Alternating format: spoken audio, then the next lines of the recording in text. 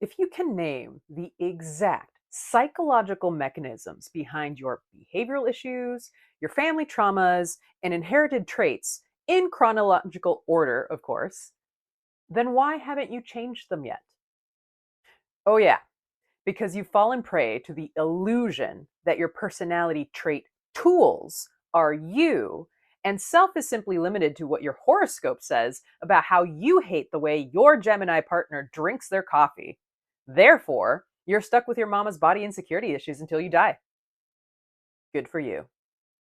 Now, if you're serious about recognizing the plethora of ways self can be expressed through your choice of personality tools, and you're ready to stop using your intellect as a shield against change, then listen up. Personality, down to subconscious implicit biases, are malleable.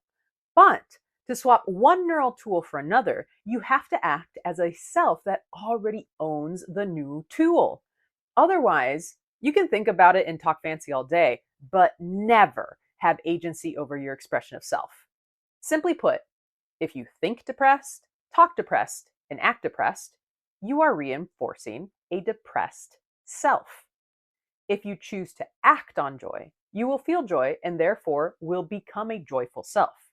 Thinking about joy from the bottom of a closed loop processing cycle will never teleport you to joy. By the end of this session, you will understand the mechanics of actual somatic transformation.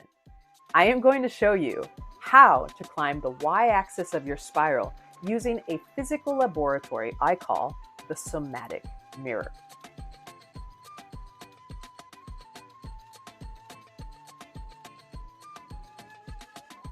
The grind? That's easy. The socially acceptable excuse to miss out on living. But sitting alone with your thoughts, facing intolerable emotions that you've been suppressing for decades, defying the patterns handed down to you as someone else's truth, very few have that courage. Welcome to the Integration Variable, the podcast for the high-functioning outlier ready to stop running and start integrating. Welcome back. I am Dr. Alina Soto, your integrated sovereignty strategist.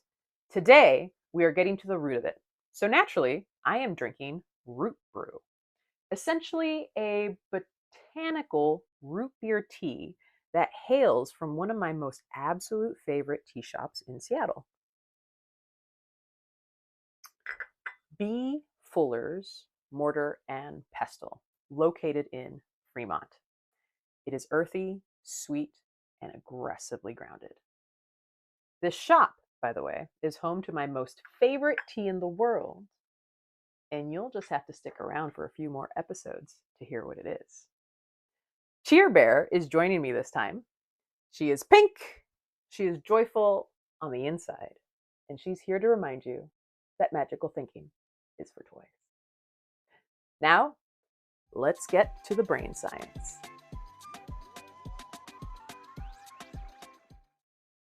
Here is the biological reality. Your body does not speak English. It doesn't care about your extensive vocabulary, your master's degree, or your ability to analyze your childhood in the therapy room. The mind emerges from the entire nervous system, which means verbal thinking is only a fraction of it.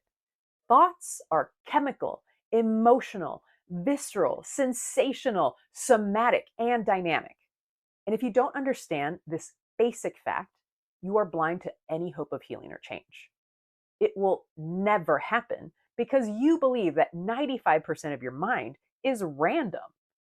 Now, that, my dear, that is magical thinking. It's not enough to know something.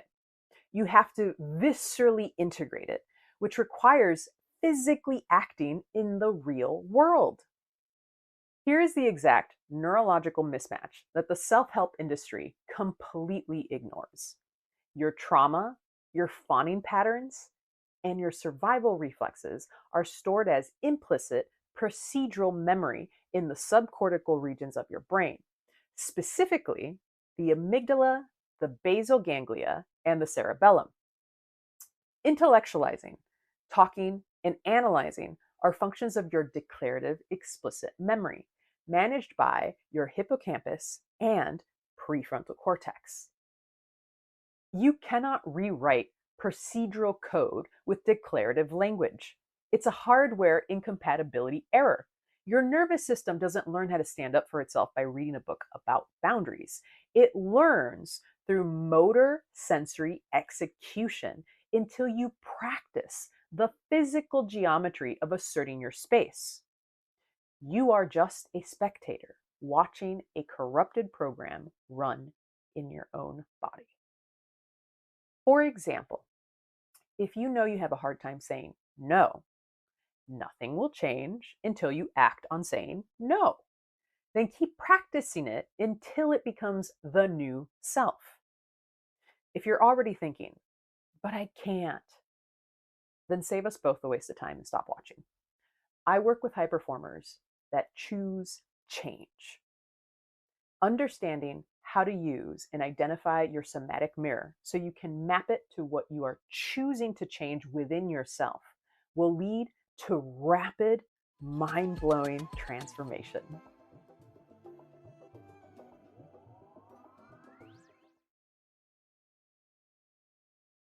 This brings us directly to the core of focal neurocognitive and physio-emotional integration, FNPI. To climb the y-axis of your active progress spiral, you need rungs on the ladder. Those rungs are what I call somatic mirrors.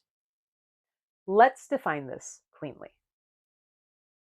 A somatic mirror is a safe, physically active scenario in your present life designed to trigger the exact emotional signature of your past trauma, allowing your nervous system to practice regulation in real time. A somatic mirror is not a visualization. It is a physical laboratory. Your brain is a pattern matching machine, and it is desperate to resolve your uncompleted trauma cycles. To do this, you must intentionally choose a physical activity that serves as a microcosm of your nervous system's blueprints. The good news, the process is simple. The only requirement, small, consistent efforts. Let's look at my sport of choice, Kendo. In Kendo, there is a concept called Chusen, the center line. It is the imaginary line of space between you and your opponent. If you do not occupy your center line with your sword, your opponent will instantly step in and strike you. This is the ultimate physical metaphor for boundaries. If you have an uncompleted threat cycle of feeling under threat, shut down, or unable to hold your ground under intense pressure, a Kendo dojo is the perfect somatic mirror. But here's the clinical nuance that the self-gurus often miss. A tool is useless unless it is intentionally designated. If you enter a dojo with your old, unexamined blueprint of low self-worth, you will not heal. You will simply use the intense physical pressure of a bamboo sword coming at you to validate your belief that you're a failure. You will turn the dojo into another closed-loop trauma loop. To turn it into a spiral, you must consciously map Kendo's physical requirements to your unmet psychological needs. But please note, when it comes to trauma, which can complicate how intense the pain or fear is that occurs when you are faced with a challenge that is similar to the original event, that does not equate to impossible. It simply means being smarter about your somatic mirror, regardless of how much you believe that the only way to heal is through avoidance and suppression. That will not eliminate the need to learn to regulate through difficult emotions so you can actually resolve the challenge. The Kendo concept of Chusen. Occupying your center line isn't just an aesthetic martial arts stance, it is a profound act of proprioceptive neuromodulation. When your posture collapses, your joints and your muscles send ascending somatic signals up through the spinothalamic tract directly to your insular cortex and amygdala, signaling we are undefended. We are in danger. This triggers an immediate involuntary surge of cortisol and adrenaline. By holding your center line, physically aligning your spine, dropping your shoulders, and stabilizing your pelvis in kamae, you reverse this feedback loop. Your muscles send afferent signals of structural integrity and stability to the brain. You are literally using your biomechanics to quiet your limbic panic, forcing autonomic nervous systems to downregulate the threat response in real time. Let's look at how Chibi-AI utilizes the somatic laboratory to rewrite the nervous system using the Kendo principle of Ki, Ken, Tai, Ichi, which means spirit, sword, and body as one. Remember episode 2. Chibi-U's goal is to set appropriate boundaries with difficult people. First, you have to look yourself in the mirror and identify the actual problem. Let's say Chibi-U has a profound fear of asserting boundaries. You default to toxic fawning because you don't feel safe saying no or standing your ground. Phase 1. Selecting the mirror. You suit up in heavy armor, your bogu. Step onto the wooden floor of the dojo and stand in kamae, the basic stance. Your shinai is raised, pointing at your opponent's throat. You are physically declaring, I occupy this center. Phase 2, the red hot trigger.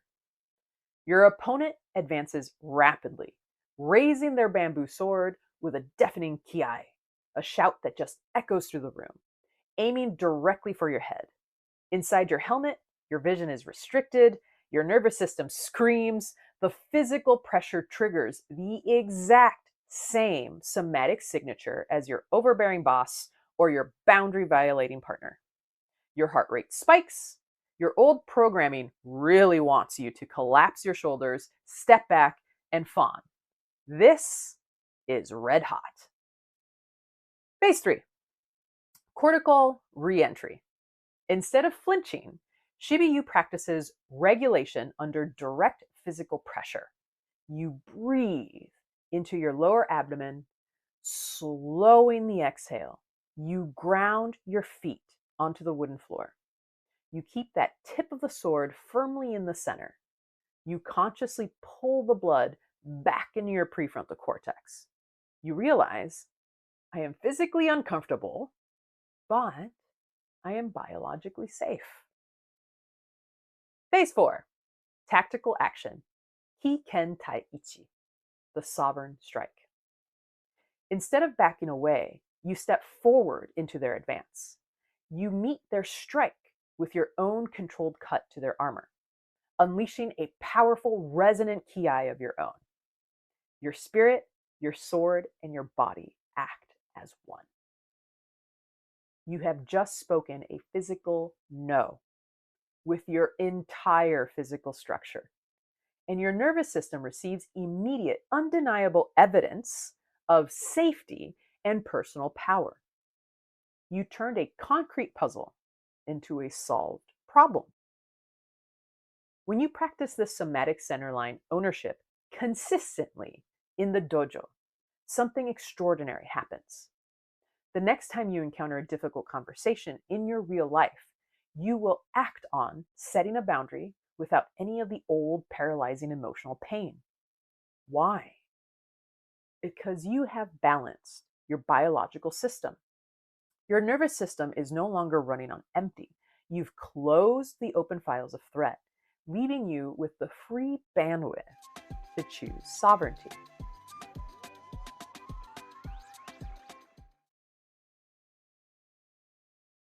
Now it's your turn.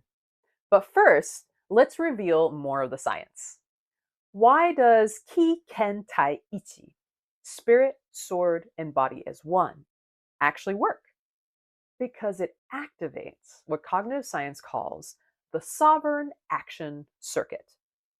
When you are triggered, you are trapped in a passive state estimation loop where your brain is desperately guessing how much danger you are in. When you step forward into a strike with a vocalized ki, you instantly shift your brain's processing from passive observation to active inference. This physical step forward engages your supplementary motor area and sends a massive cascade of electrical signaling down the corticospinal tract. This motor output effectively overrides and dampens the hyperexcitable signals coming from your fear center. By moving and striking, you neurologically hijack your own threat circuit, converting passive fawning into active energy. Here's the awesome part about all of this. You can literally choose anything as your somatic mirror. You just have to decide that that's what you want and choose to focus the skill you are gaining through it. Keep in mind one major caution. Do not choose an activity that requires reactivity. Engaging old pain in a way that amplifies it without a safety structure will 100% backfire. To identify what might work best for you, first, you must identify the actual problem, your specific no. Next, you must identify what is driving this problem. Is it a lack of self-love? Is it believing that there is morality to saying a yes versus a no? Is it a lack of self-worth? Then identify, why did this driver occur in the first place? What was the need that was missing? It obviously is still missing. This is crucial because it doesn't matter what you do. If you do not meet the needs of a human nervous system, you will have an unbalanced system and will never progress forward. Once you identify the need, you can pick your somatic mirror, the physical activity that will safely meet this need and allow you to practice the skill to meet it yourself.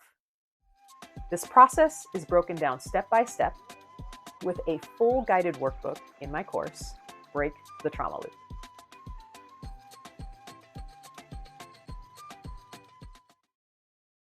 Stop trying to think your way out of a physical lock. If you are ready to identify your personal somatic mirror and build your own ladder of integration, you need to enter the lab. To begin your technical upgrade, click the link below to enroll in Break the Trauma Loop. And if you want a highly personalized clinical breakdown of your specific nervous system blueprints, apply for a one-to-one with the integration variable diagnostic with me today. Next time, we are going to dive into the darkest, most addictive loop of them all, the trauma loop. Join the lab below, and I'll see you next time with more tea.